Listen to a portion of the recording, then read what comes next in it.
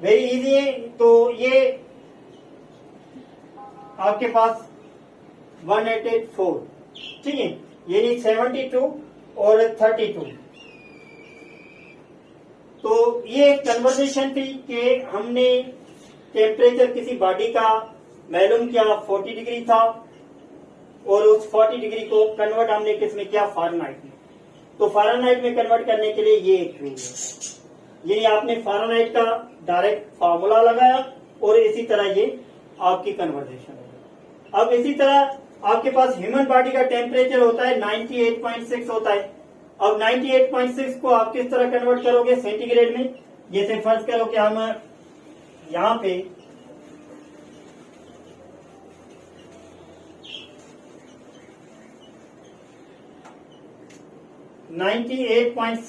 Fahrenheit हम ले रहे हैं, इसको कन्वर्ट करना है हमें इनटू सेल्सियस। तो ये C/5 का फार्मूला जो हमने निकाला था 32/9, इसको फर्दर मैंने ऐसे लिखा था कि 5F - 32/9।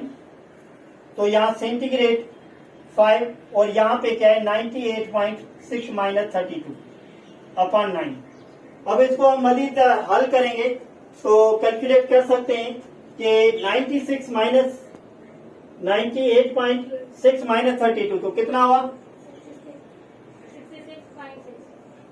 60/9। अब हम इस दोनों को मल्टीप्लाई करेंगे। मल्टीप्लाई करो कितना होता है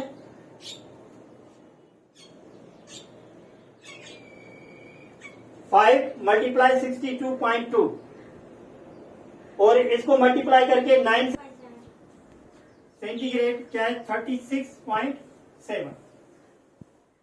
यानी ये 5 मल्टीप्लाई, पहले तो ये माइनस हुए, फर्दर ये 5 मल्टीप्लाई हुआ, 9 से डिवाइड हुआ, तो आपके पास सेंटीग्रेड 36.7। अगर कोई body temperature human body temperature 98.6 Fahrenheit है, इसको सेंटीग्रेड में कन्वर्ट करने का ये आपके पास रूल है। और इसी तरह ही ये कन्वर्जेशन टेबल और ये दोनों फार्मूले किस तरह होते हैं। अब इसी तरह अगर हम कोई और भी पॉइंट वगैरह कैलकुलेट करना चाहे तो आराम से कैलकुलेट कर सकते हैं। जैसे ये 40 को हमने कैलकुलेट किया फ़ारेनहाइट में और यहाँ 98.6 को हमने कन्वर्ट किया सेंटीग्रेड में। आपके पास ये जो normal human body average human body temperature होता है 98.6। अगर इंसान की बॉडी में फीलिंग अगर इससे बढ़ जाए, जैसे 101 बुखार हो जाता है, किसी को 102 होता है, तो फिर इस एवरेज से जब वो बॉडी इंक्रीज करती है, टेम्परेचर इंक्रीज करता है, तो उससे क्या होता है कि इंसान की हेल्थ वो अनस्टेबल हो जाती है। तो उस तरह ये कॉन्सेप्ट होते हैं हमारे पास। अभी हम सेम एज यहाँ पे यही फार्मूला बनाएंगे हम, यानी सेंटीग्रेड का और केल्विन का। अब सेंटीग्रेड -3.5